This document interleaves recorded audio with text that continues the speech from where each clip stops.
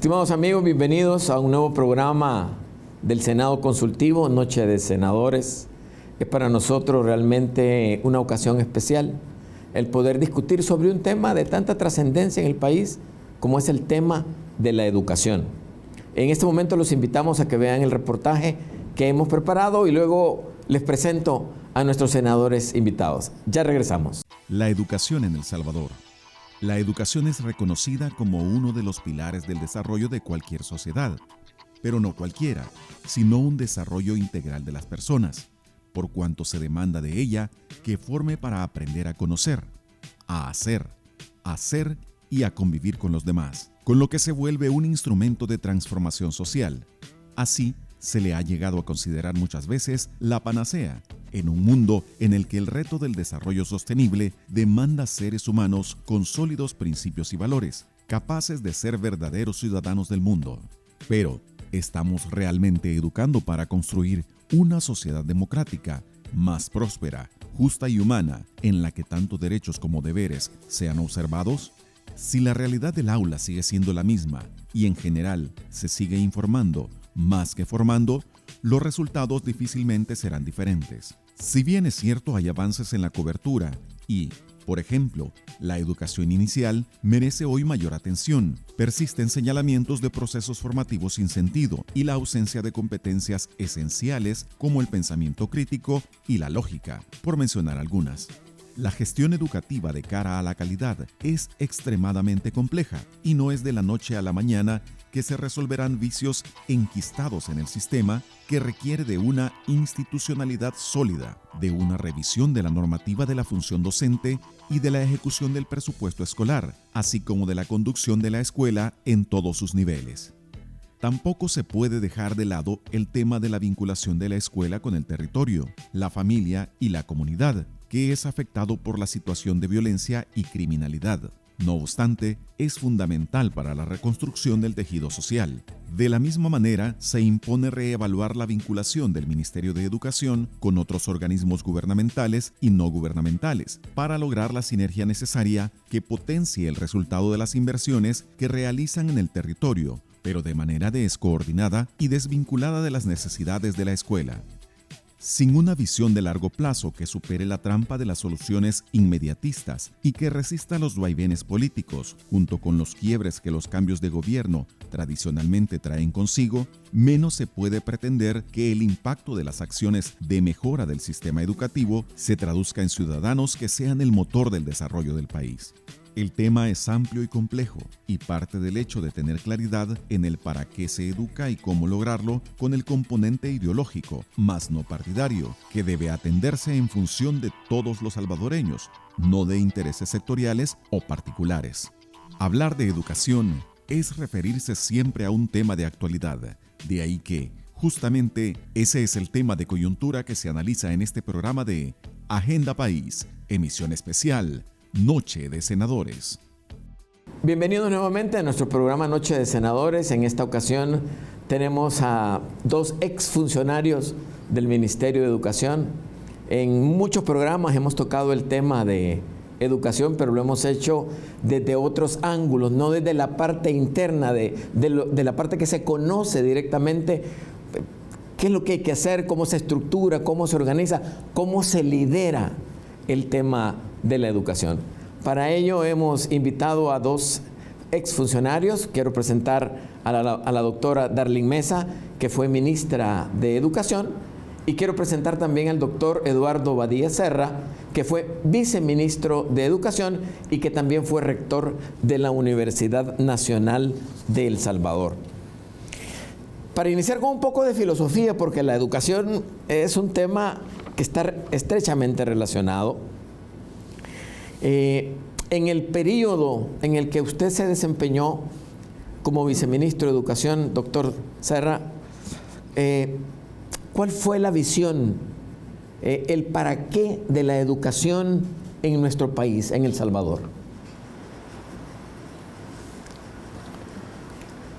Bueno, nosotros nos encontramos con un sistema educativo, yo diría que bastante bien fundamentado, ¿verdad? Pienso que en el país hay la idea de que la educación no anda muy bien e incluso que anda bastante mal. Es una idea que siento que se ha generalizado mucho y que ese es el concepto, un poco el concepto que priva dentro de la sociedad. Yo tengo la opinión de que no es tanto así, ¿verdad? De que al margen de que hay problemas indudablemente en la educación, siempre los hay, creo que siempre los habrá, nuestro sistema educativo de alguna manera camina con algunas dificultades, con algunas insuficiencias y sobre todo creo que eso, estas deficiencias que tenemos no parten directamente del sistema, es decir, no están como en el fondo del sistema, sino en un problema social nuestro, ¿verdad? Para mí el principal problema de la educación es que desde, digamos, unos 30, 35 años acá, el estudiante, el joven, el niño, está desestimulado, no siente que hay una necesidad de educarse.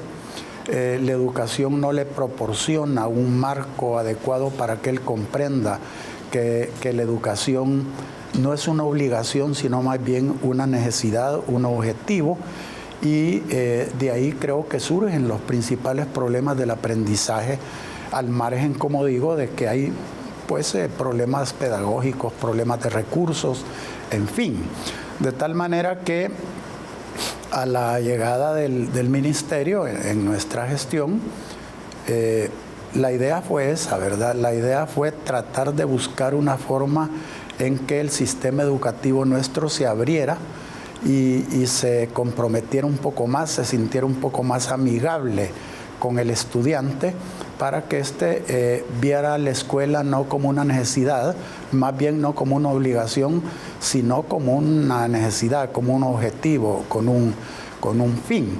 Pero como le digo, rector, creo que este concepto de que nuestro sistema educativo está muy mal y está muy deficiente, tendría que ser un poco más discutido y un poco más analizado, al margen de que se reconoce indudablemente que hay dificultades, que hay insuficiencia de recursos, en fin, creo que el sistema camina y que los correctivos que hay que hacer están a la vista, y si hubiera una buena voluntad, por supuesto política en primer término, se pudieran ir solucionando convenientemente. Ahora, doctor, ¿usted considera de que de esos 35 años hacia acá,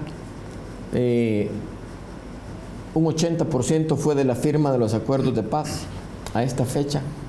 Hemos tenido dos partidos políticos que son los que han administrado, llamémosle así, el servicio público, y que los proyectos de educación deben ser no a corto plazo, sino que a mediano y a largo plazo, ¿verdad? Sí. ¿Considera de que no hemos tenido políticas a largo plazo en el sector de educación que nos permitan resolver esta situación que usted dice que hemos vivido? Por supuesto, es que si no hay una visión de país y si no hay una política de país, difícilmente se puede proyectar a largo plazo una política educativa. Es un poco lo que digo, ¿verdad? El joven dice, bueno, voy a la escuela a estudiar. ¿Para qué? Porque la gran pregunta que tiene ahora la educación en el mundo no es qué enseñar, sino más bien para qué enseñar, por qué voy a enseñar. Uno de los factores que son fundamentales para que la calidad de la educación se levante es que la educación tiene que ser pertinente. Si no es pertinente, no puede ser de calidad. Entonces, si el joven, si el docente y si el sistema, digamos, educativo como tal, no tiene una perspectiva a mediano y largo plazo de desarrollo del país, difícilmente el sistema educativo puede proyectar también una perspectiva educativa de corto y mediano plazo, ¿verdad? Sí. Ese es un poco el asunto. Por eso digo, el problema yo no lo he visto tanto dentro de el ministerio, pues, o el sistema educativo como tal, sino fuera de. Es decir, si la sociedad le impregna, suscita en el joven un deseo, una necesidad de estudiar, de prepararse para poder mejorar en su aspecto personal y social, difícilmente el joven va a ir a la escuela con el afán de aprender. Ve más la escuela como una obligación que como una necesidad, ¿verdad? Y eso quien tiene que resolverlo es la sociedad, no el sistema educativo. Si el país le señala el rumbo, indudablemente el sistema educativo lo retoma. Sí.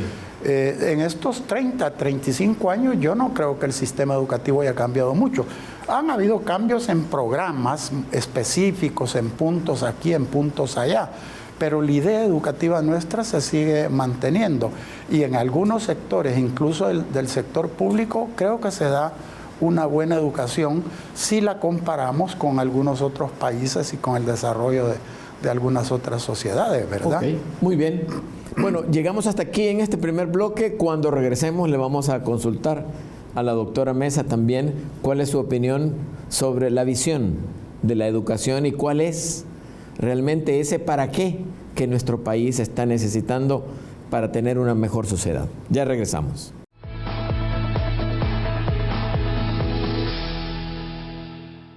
Universidad Tecnológica de El Salvador, 40 años construyendo un legado. Hace 4 décadas se sembró una semilla que llegó a convertirse en un frondoso árbol que cobija bajo su sombra a generaciones de salvadoreños que conforman su legado al país. Revista Empresarial Enlaces, único museo universitario en el país. Sistema bibliotecario moderno, actualizado y especializado. Calidad acreditada por el Ministerio de Educación. Y esta labor no se detiene. Continúa y crece día con día. Hagamos la diferencia. Seamos mejores. Universidad Tecnológica de El Salvador.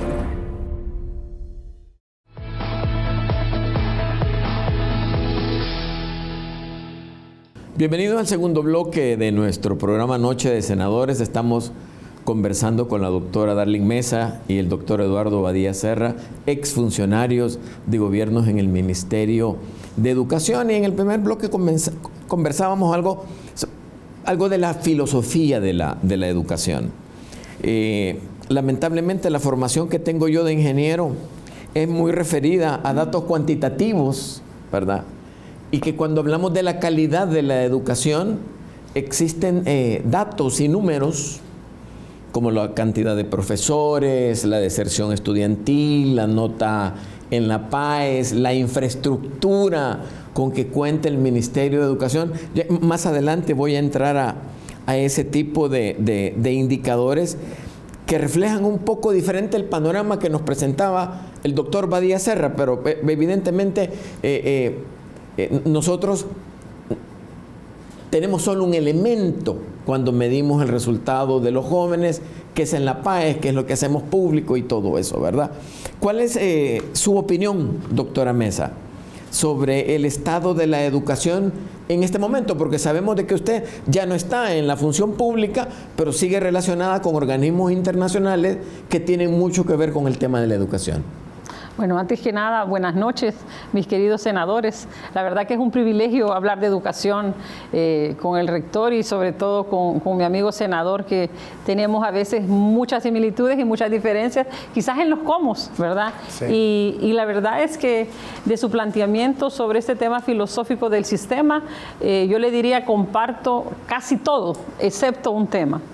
El tema de la medición de los 35 años, de 35 años para acá, por una sola razón, porque el tema de los acuerdos de paz, ¿verdad? Uno dice, de los acuerdos de paz hacia acá tenemos otro tipo de sistema educativo. No, nosotros realmente desde hace 40, 50 años, cuando uno ve en los estudios todos los temas relacionados a los resultados de los aprendizajes, a los resultados del avance de la cobertura por niveles, uno logra entender rápidamente que el corte de los acuerdos de paz sí trajo una fractura muy grande al sistema educativo, más que en la filosofía, en la posibilidad de prestar servicios. ¿Por qué? Porque tuvimos, digamos, la gestión que asumió en el año 89, era una gestión que asumió con 500 escuelas menos en el área rural.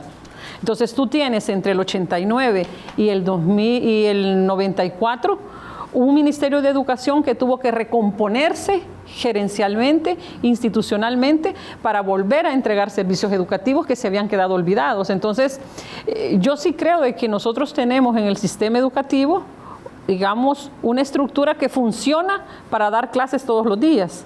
Lo que estoy completamente convencida es que no funciona para ir teniendo buenos resultados. O los resultados que se están teniendo son parciales porque llegan a un grupo muy pequeño de estudiantes y de centros educativos. Porque si vemos en el campo, ¿verdad? Normalmente uno en cualquier sistema, yo voy a Panamá, yo voy a Dominicana, yo puedo ir a Paraguay, y uno mide las variables tradicionales: equidad del sistema, cobertura del sistema, calidad, competitividad del sistema. Pero en El Salvador hay una variable que no podemos dejar fuera, que es la violencia. O sea, hablar en El Salvador de prestar servicios educativos sin hablar del problema que genera en la distorsión de la escuela la violencia, la amenaza por la violencia, no sería lógico, ¿verdad? Entonces, yo sí quiero poner en la base que hubo un esfuerzo importante de volver a regularizar cómo se prestan los servicios, y que en este momento los resultados que estamos teniendo, medidos, digamos, por dos pistas claras. Uno, empieza a hacer una revisión y se da cuenta que hace 10 años para acá empezaron a caer la matrícula. Es decir, nosotros habíamos logrado el objetivo de desarrollo del milenio y ahora sostenible de lograr cobertura, digamos, neta en educación primaria. Teníamos 97%, ahora eso está en 85, 84. Y la pregunta del millón es: ¿por qué estamos perdiendo? O sea, dice 150,000 niños menos en primaria, 80,000 niños menos entre tercer ciclo y media. Entonces, algo está sucediendo. Pueden ser simplemente que nuestro censo es antiguo, puede ser un tema de migración interna y no tenemos buen registro en la escuela, pueden ser muchas cosas, pero de alguna manera, si bien es cierto, la estructura formal está allí, sí hay ciertos elementos que empiezan a dar pista de que algo está empezando a no encajar muy bien, porque empezamos, o sea, no deberíamos de ser un sistema que pierde tantos estudiantes, ¿verdad? Y en educación media, en lugar de avanzar, hemos retrocedido, ¿verdad? Vi un informe que presentaban sobre la enseñanza de las matemáticas, ¿verdad? 3 de cada 10 no manejan ni siquiera el nivel de cuarto grado estando en secundaria. Entonces, hay elementos que nos dicen que el sistema educativo sí necesita tener una revisión concreta y saber exactamente dónde te concentras, ¿verdad? Ahora, el doctor puso algo que me encantó, y es la visión de largo plazo del país. La visión que se tenga del país, a eso responde la educación. Entonces, vivimos en una educación de saltitos, es decir, planes y cualquier propuesta es de ratito, ¿verdad? No cambia mayor cosa un programa con otro, pero creo que el país está en un momento en el que necesita como estabilizarse y tener claridad de que esa es una visión de largo plazo, y a eso le estamos apostando. Doctor, quería consultarle acerca de los factores que inciden en forma directa en la calidad de un sistema educativo. Claro, pasaría por preguntarle cómo define usted la calidad en el sistema educativo, porque mucha gente lo mide por el tamaño del aula, por la biblioteca, la cantidad de libros, los centros de cómputo, el grado profesional que puedan tener los maestros o no, que yo creo que son variables que inciden, ¿verdad? Pero también la calidad tiene que ver con el logro de los objetivos que se plantean en los diferentes programas de formación que se tienen en los diferentes niveles del sistema educativo. ¿Lo comparte? ¿No lo comparte? ¿Cómo lo define usted, doctor? Es que es lo que decimos, rector, ¿verdad? Y un poco lo comentaba también Darling. Si la sociedad no le proporciona al estudiante, al niño, al joven, un marco adecuado de desarrollo que lo suscite a él y que le impulse a entender, a comprender que la educación es algo necesario para el desarrollo personal y por supuesto social, difícilmente va a haber un sistema que logre que el joven se interese por estudiar. Ese es el factor que hay que corregir. Luego viene el modelo. Si el aula es adecuada, si no es adecuada, si la forma en que se enseña es la adecuada, si los recursos están o no están, y si están en cantidad suficiente o no. Sí, pero si el estudiante no tiene el estímulo que necesita, difícilmente va a haber un modelo que logre los objetivos que requiere la educación. ¿Y de qué depende? Quisiera insistir un poco en esto, ¿verdad? ¿De qué depende que eso se dé? Del sistema educativo en sí, como una isla, como un apartado, como con su conjunto que está ahí puesto alejado de lo demás. No, ¿verdad? Depende del país mismo. Si el país no tiene un rumbo, si el país no tiene un objetivo a largo plazo, si el país no tiene factores de crecimiento bien establecidos, ¿cómo puede responder el sistema educativo? Entonces seguimos en un sistema en donde, insisto, ¿verdad? El joven ve la escuela como una obligación y no como una necesidad. La escuela al joven no le aporta, ¿verdad? Sino más bien le obliga. Puede ser que esto sea un concepto excesivamente general, pero tiene, mire, luego de una PAES, no recuerdo el año, en un complejo, yo pedí que me reunieran un grupo de estudiantes del sector público que habían participado en esa PAES en ese momento. Y me reunieron 15 o 16 o 10, 12 estudiantes y les hice la pregunta, bueno, ¿por qué ustedes no se interesan en mejorar su nota? ¿Por qué ustedes no se interesan en mejorar su rendimiento?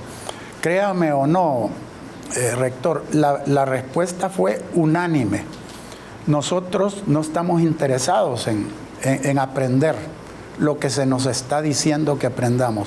Nosotros lo que queremos es aprender un poco de inglés y aprender un poco de computación para irnos del país. Entonces, bajo un concepto tan rígido y tan deprimente, ¿verdad? Casi existencial de nuestra juventud, un sistema educativo difícilmente puede responder. Es decir, podemos cambiar, mejorar los programas, los recursos, en fin, pero si el receptor no está dispuesto a recibir, la labor del docente, la labor del maestro realmente es muy difícil. Entonces, la pauta, quien la tiene que dar es el país. Si el país no le da una pauta a la educación, el sistema educativo no va a responder, porque a la pregunta que usted hace, bueno, ¿cómo podemos definir el concepto de calidad educativa? La respuesta es la misma.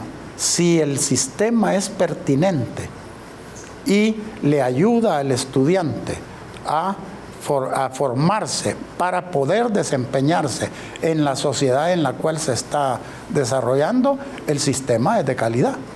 Si no, no lo es. Es decir, está bien, hay que enseñar matemática, hay que enseñar ciencia, hay que enseñar geografía, hay que enseñar idioma, no lo discutimos, ¿verdad? Arte, música, recreación, deporte, ese es un núcleo que está ahí. Pero alrededor de eso hay un entorno social que es el receptor de ese núcleo. Entonces, reformar los programas, por ejemplo, sin que el país tenga una visión clara de desarrollo, me parece que es estéril, ahora, ¿verdad? ¿Cómo se construyen esos puentes con los que la escuela se tiene que relacionar, ¿verdad? Para que sea un enfoque integral que actualmente no existe, ¿verdad? O sea, las diferentes instituciones que están alrededor del sistema educativo están ocupados en sus propias situaciones, ¿verdad? No ha habido una visión de integración como tal. Ese es el problema. Si ese problema no se corrige, difícilmente va a corregir usted el otro, ¿verdad? Nosotros impulsamos un modelo, la Escuela Inclusiva de Tiempo Pleno, que trataba de resolver, digamos, de darle integralidad, ¿verdad? Sí. El para qué enseñar, el por qué enseñar, más que el qué enseñar, el para qué estamos Porque ese es el problema de la escuela en el mundo, ¿verdad? El problema ya no es qué enseñamos, eso parece que es un tanto claro. El problema es para qué enseñamos, para qué educamos. La escuela inclusiva de tiempo pleno buscaba eso, ¿verdad? Y nos dábamos cuenta en sus sistemas integrados que no había una escuela inclusiva de tiempo pleno, había escuelas inclusivas de tiempo pleno, porque al margen de ese núcleo que nadie discute, que tiene que tener el programa educativo, las necesidades, ¿verdad? La pertinencia, digamos, de un salvadoreño que vive en la costa, son completamente diferentes de las necesidades de un salvadoreño que vive en la montaña o de un salvadoreño que vive en la ciudad. Entonces, el salvadoreño, el joven que está en la costa, necesita impulsos educativos diferentes del que está en la ciudad o del que está en la montaña o del que está a donde esté. Yo recuerdo que hubo un proyecto de Megatec que se diseñó exclusivamente en el puerto de La Unión, que estaba conformado para atender específicamente las necesidades que se iban a dar en ese puerto, ministra. ¿Fue así? Así es. O sea, básicamente se tomó de referencia el Plan de Nación, que era la propuesta que se había venido trabajando en esos años, y la idea es que el planteamiento de esa era tener una visión regionalizada del tema productivo, ¿verdad? Y hablábamos del oriente como un tema de la costa, o sea, es decir, el puerto hacía conjunto con todo el desarrollo del oriente del país. En el centro, que estaba entre San Vicente y Cabañas, todo el tema de cárnicos, lácteos. Hablábamos de, por ejemplo, en el centro, por Zacatecoluca, de todo el tema de computadoras, de la parte electrónica, y de hecho en Chalatenango también se hablaba de otros elementos, y la idea fue construimos estos modelos que por un lado hacen un centro de una red de instituciones de educación media que comparten un bachillerato que es afín a lo que el Megatec va a tener. Se hace una política clara de equidad trayendo a los más pobres que no pueden pagar la universidad, se traen y desarrollan obviamente carreras que son afines a lo que está sucediendo en su sector. Y eso es lo que realmente es lo máximo que la educación puede darle para responder a ese mundo del trabajo. Ahora, si los del mundo del trabajo no hacen nada por generar las fuentes de empleo, entonces aquí es donde todavía el estudiante, ¿verdad? Porque comparto el tema de la falta de motivación para ir a estudiar que los jóvenes tienen hoy en día. Sí.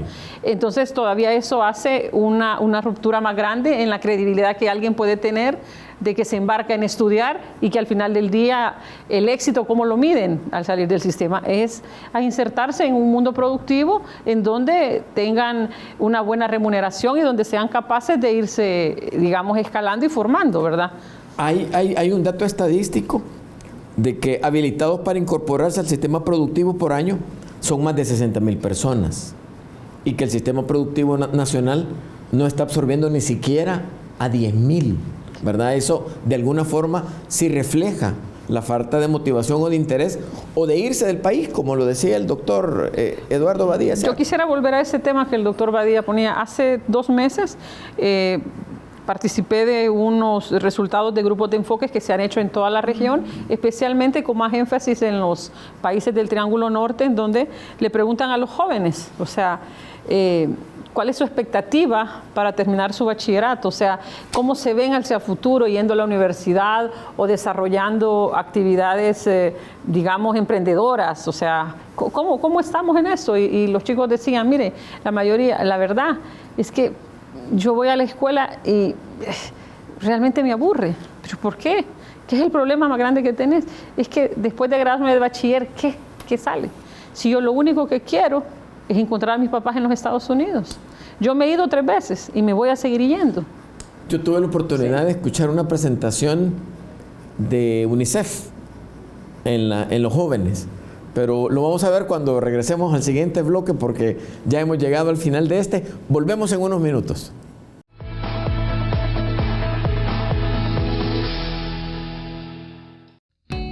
Gramática al día. Sea bienvenido a Gramática al Día, el espacio que promueve el buen uso de la lengua española. Hoy hablaremos sobre las voces que se escriben con C. Llevan letra C en su escritura las siguientes palabras, porque conservan la D o la T del verbo del cual se derivan. Medición, conserva la D del verbo medir. Competición, mantiene la T del verbo competir. Repetición, lleva la T del verbo repetir. No debe usarse la palabra reprise para indicar repetición, como sucede en algunos medios de comunicación, tanto televisivos como radiales y en papel. Esto es un barbarismo. Le invitamos a estar pendiente de nuevas ediciones de Gramática al Día. Una producción de la Universidad Tecnológica y la Academia Salvadoreña de la Lengua, con el auspicio de Canal 33.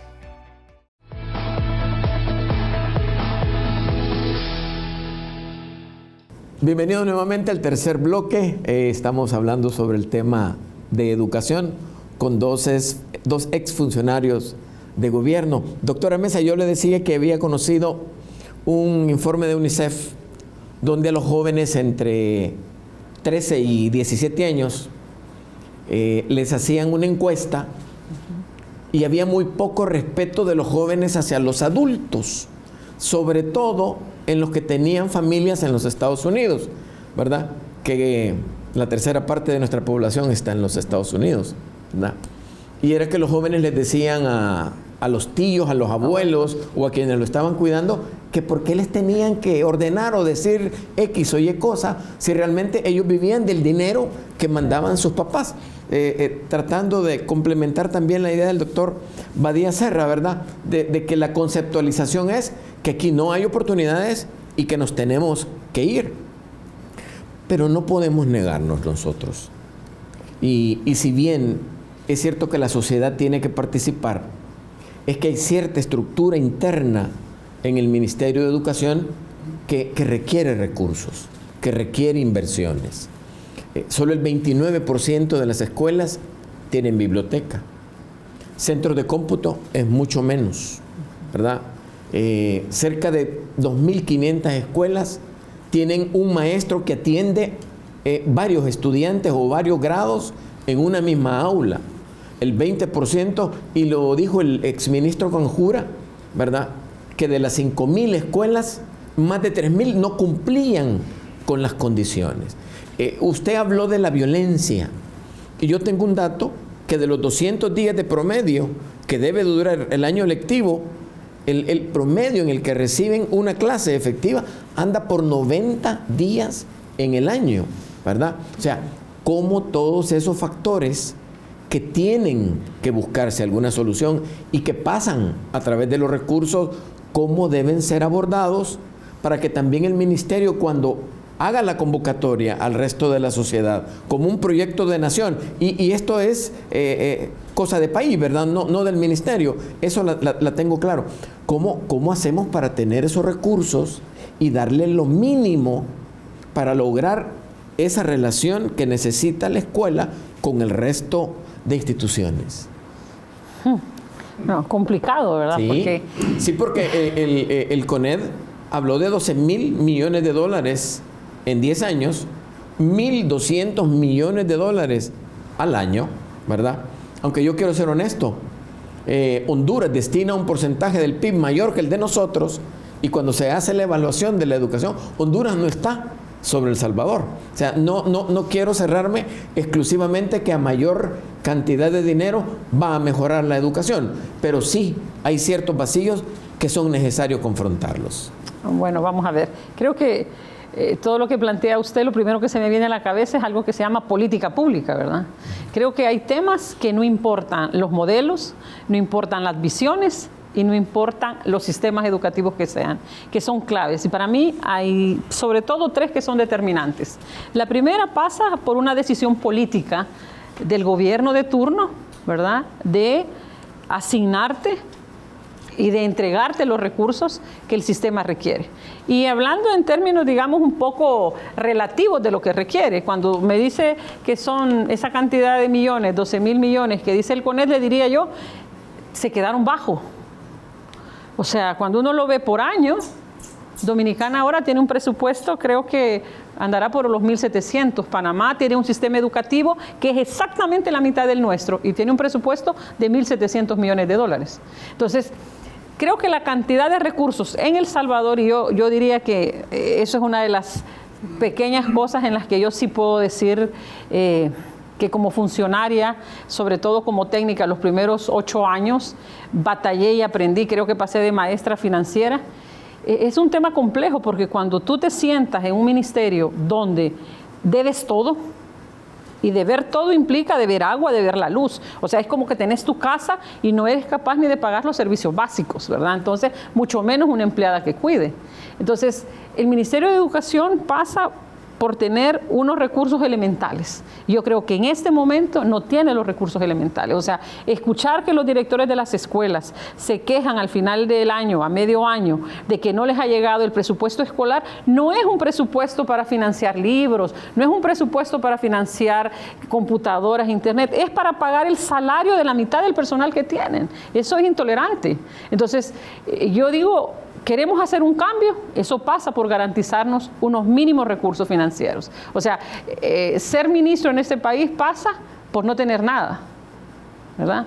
O sea, pasa porque tú te la lleves diariamente tratando de ver cómo haces con Hacienda, qué estiras y qué aflojas, ¿verdad? Entonces, yo diría, primer tema. Segundo tema, que es clave en el país es, y usted lo dijo, el respeto al calendario escolar. La primera cosa que uno imagina en el sistema educativo y se pierde es ¿qué es el ministerio? Yo siempre digo, mire, yo recomiendo que no vea para ningún lado, vea para la escuela. ¿Y cómo funciona la escuela? Con un calendario escolar. Piense en la escuela, en cualquiera de las que usted quieran, aquellas rurales, que ahora veo que hay más de 2.000 que son multigrado, problema grave, ¿verdad? Esa escuela tiene un día de inicio y un día de final. Obviamente, ¿qué pasa dentro del aula? Es el tema más importante. ¿Tiene libros? ¿Tiene recursos didácticos o no? ¿Ese maestro llegó a trabajar todos los días? Eso es algo elemental que no lo vemos hoy en día. Entonces yo diría, ese es el segundo tema. El respeto al calendario escolar y al desarrollo de las actividades dentro del aula y dentro de la escuela. Y tercero, que es tremendamente importante, es también tener la claridad de que hay que hacer un esfuerzo mediático, pero tener este diálogo abierto con los diferentes sindicatos o organizaciones magisteriales. ¿Por qué? Porque quieras o no, esos son los primos lejanos queridos de la casa. Entonces, una buena armonía en un sistema educativo, sentados en conjunto, implica garantizar esos 200 días. Entonces, hay insumos necesarios, pero todo llega si tienes plata. Yo no dudo que cualquier administración quiera decir, quiero a todos mis niños con libro, quiero que todos tengan internet, quiero un maestro capacitado, pero tú llegas y te sientas ahí. Ya el doctor Badilla dijo claramente, mientras él estuvo, decidieron por un programa. Ok, o puede ser que por 2 programas. Eso era el todo. Imagínate, en mi gestión, aposté por 4 programas. 2 los veo que todavía viven, ¿verdad? Pero eso no puede seguir siendo. O sea, tú vas de 5 años y vas quitando y poniendo programas. Y eso es digamos, al final es un desgaste tan grande porque el niño tiene que aprender y no tiene lo básico para aprender. Y para mí, el punto más importante es, ¿tiene maestros? ¿Tiene recursos didácticos? ¿Tiene las condiciones en el aula? Entonces algo va a pasar. De lo contrario, ¿qué niño va a estar contento de estar en su escuela cuando se está cayendo? O sea, es complejo, ¿verdad? Nosotros como universidad trabajamos con usted en una etapa del proyecto Educo, ¿verdad? Proyecto Educo, que cuando llegó el nuevo gobierno pasó a nivel salarial a todos esos profesores. Cuando usted habla que la comunidad debe de participar, ¿cómo enfoca el proyecto Educo en que eran los padres de familia los que retroalimentaban la función del docente, estando en contacto con él, conociendo cuál es su nivel de desempeño, para que el programa después se haya disuelto, doctor? Ya Darling está sonriéndose, rector. Mire, importante esto. 3 cosas. Esto de Educo, esto de los recursos y algo que dijo Darling que es para mí importantísimo. Al margen de lo que hemos dicho, que es el país el que debe dar el rumbo al sistema educativo para que éste funcione y se oriente, y en fin, sí hay una condición que yo creo que es indispensable para poder, digamos, mejorar un poco las leyes que rigen el sistema educativo.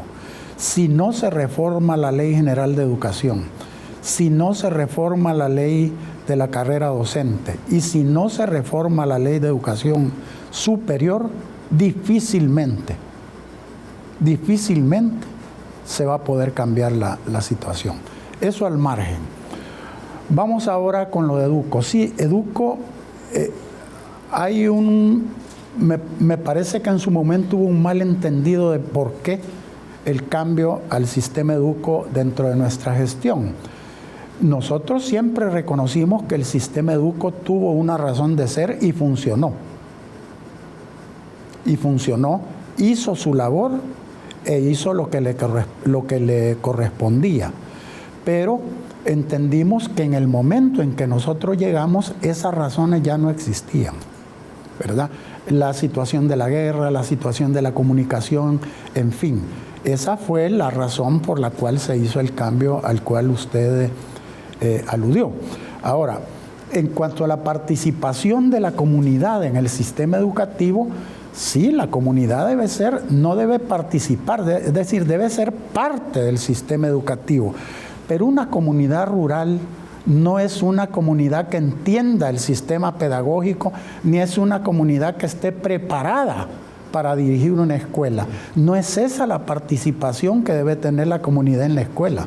La participación de la comunidad en la escuela debe ser diferente. Es decir, nunca una comunidad, digamos, debe sustituir al director, debe sustituir al maestro, debe sustituir al pedagogo, debe sustituir la visión, ¿verdad? Esa es un poco la diferencia. Y lo tercero, en cuanto a los recursos, sí, la educación siempre va a necesitar recursos. Nunca van a haber suficientes recursos para darle a la educación lo que necesita. Pero también, antes de darle, hablo en el caso particular del país, antes de darle más recursos al sistema educativo, hay que eficientar los recursos que se tienen. Y si algo puedo decir en propiedad es que los recursos, al menos en aquel momento, los recursos con que contaba el sistema educativo no eran lo suficientemente bien administrados como para eficientar su uso. Entonces, por ejemplo, se habla del 6%, aquí se dicen cosas, ¿verdad? Bueno, hay que darle el 6% del PIB, no sé por qué el 6%. Es una cifra que se nos vino como una receta de Rabí, y puede ser el 5, puede ser el 7, eso significa el 6%.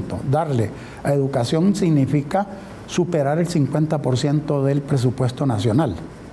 Estamos hablando algo así. Implica casi duplicarlo. 1.800 millones de dólares. Es un poco así. Si usted le suma a eso la ayuda externa, bueno, démosle el 6%. ¿Y para qué? Si me regalan un puntito ahí, yo le interrumpo. Yo creo que el tema del presupuesto no pasa solo porque tú necesitas más plata. Sí. Sin duda, necesitas todos los días un mínimo de plata. Ahora, concuerdo en el hecho de que bien administrado uno puede decidir que te alcanza un poquito más, pero sí deben financiarse las cosas elementales de la escuela. No, por supuesto. ¿Verdad? O sea, uno. Y dos, yo no creo en los porcentajes del PIB. Yo no creo en la receta y que si UNESCO dice que le das al 6 o le das al 8, ¿verdad? Vemos países que andan en el 9 y no pasa nada. Ahora, yo sí creo en la ejecución de un presupuesto por resultados.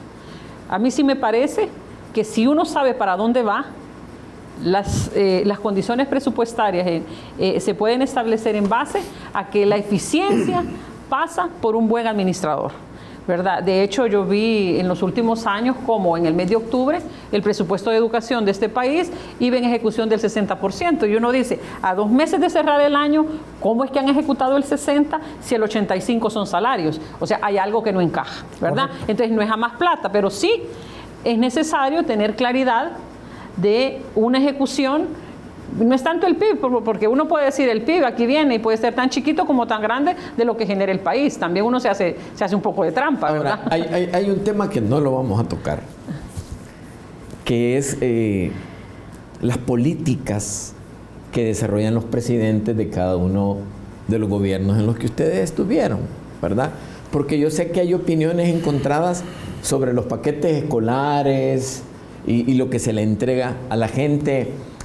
Hubo opiniones que debió haberse hecho focalizado, ¿verdad? Pero eso se sigue haciendo, independientemente de si eso ha mejorado la calidad o no de la educación. A eso vamos, ¿verdad? A eso vamos. La educación necesita recursos. No lo discutamos, ¿verdad? Necesita recursos. Pero, ¿cuánto recurso y para qué? Eso es lo que hay que discutir. El Ministerio de Educación es un elefante en cuanto a uso de recursos. Sí. Y podría funcionar en el estado en que está con un 70% de los recursos que tiene. No discutimos que las escuelas deben tener un buen techo y que el sanitario hay que resolverlo y que el aula debe estar limpia. Pero el problema de educación no es ese.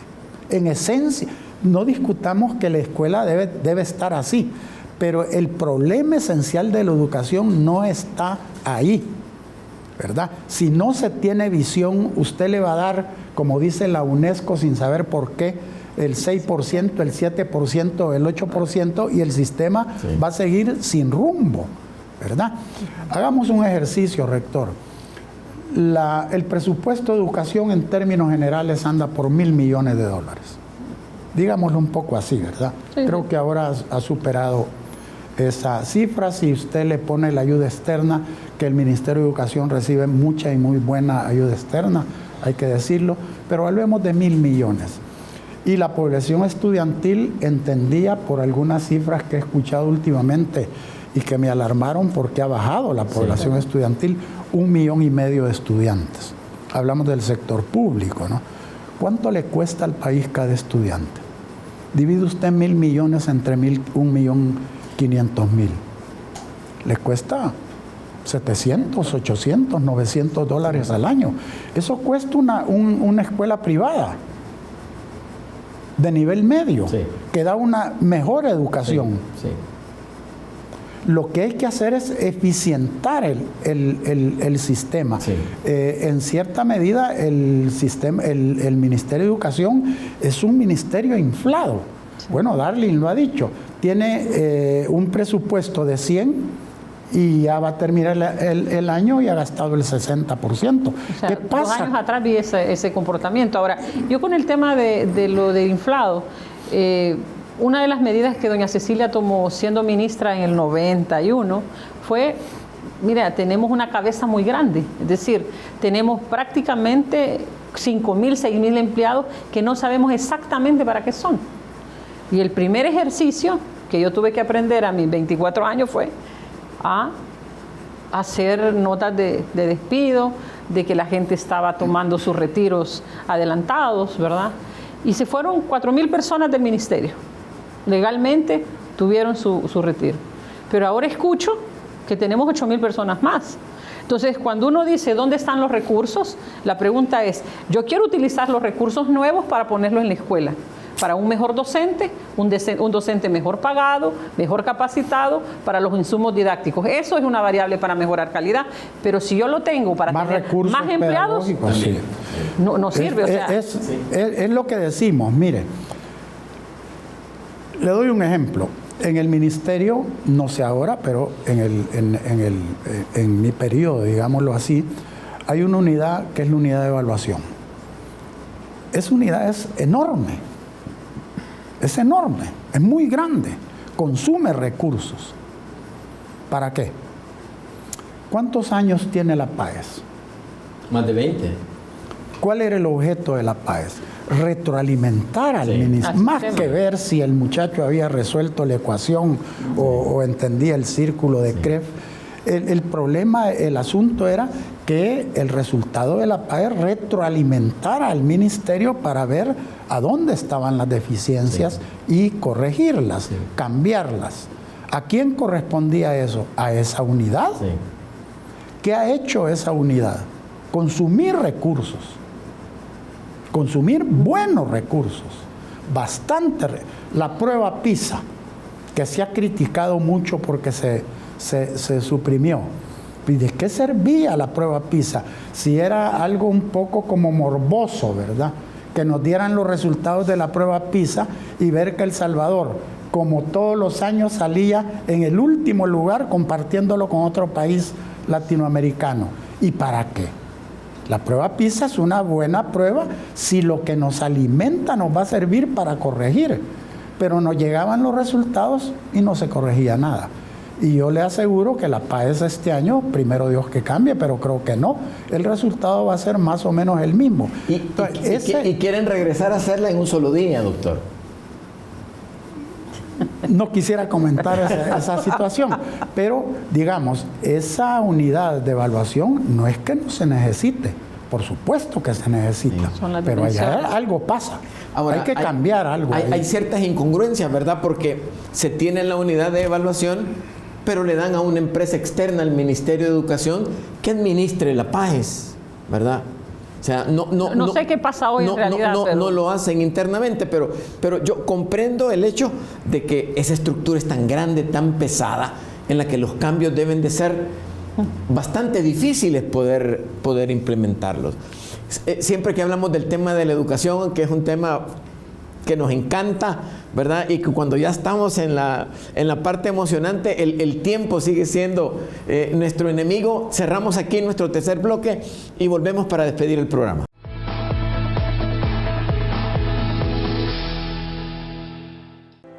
Aprendamos a ser mejores. Somos mejores personas cuando mantenemos un ritmo constante en lo que elegimos hacer. Eso es perseverancia. Hagamos la diferencia. Seamos mejores. Una producción de la Universidad Tecnológica de El Salvador y Canal 33.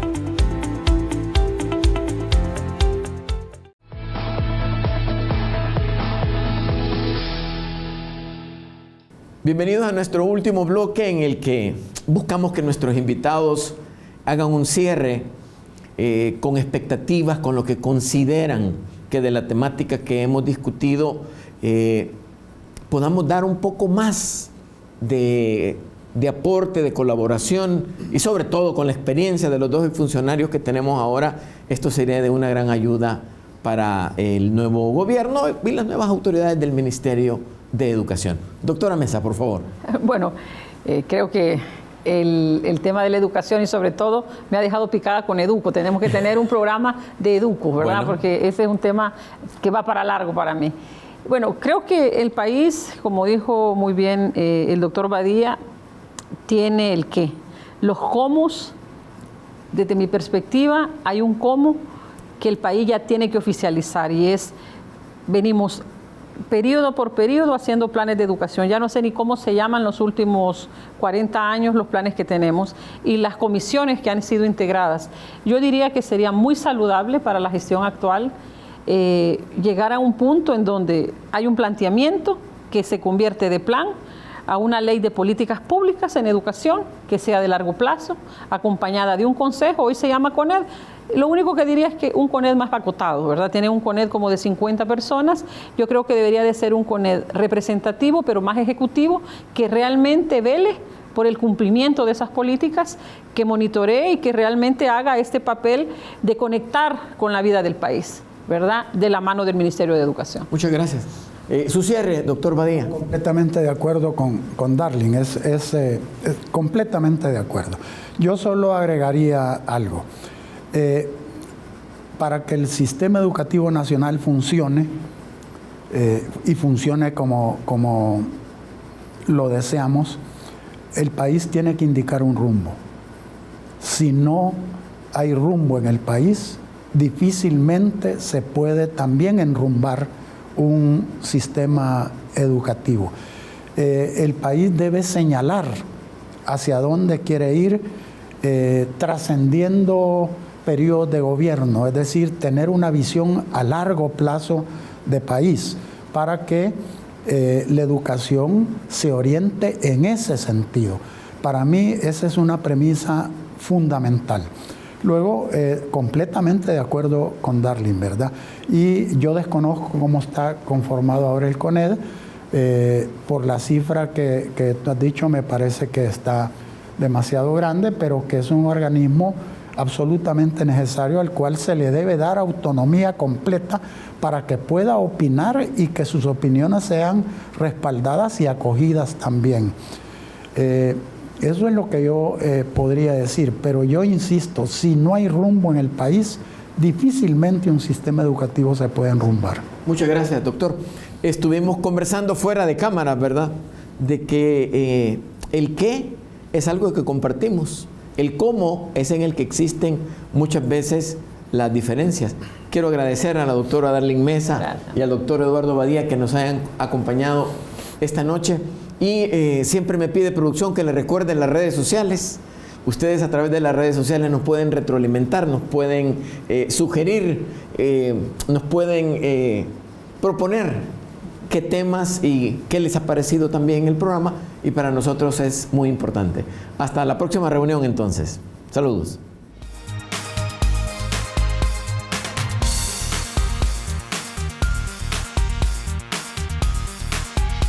Hagamos la diferencia. Seamos mejores. Universidad Tecnológica de El Salvador.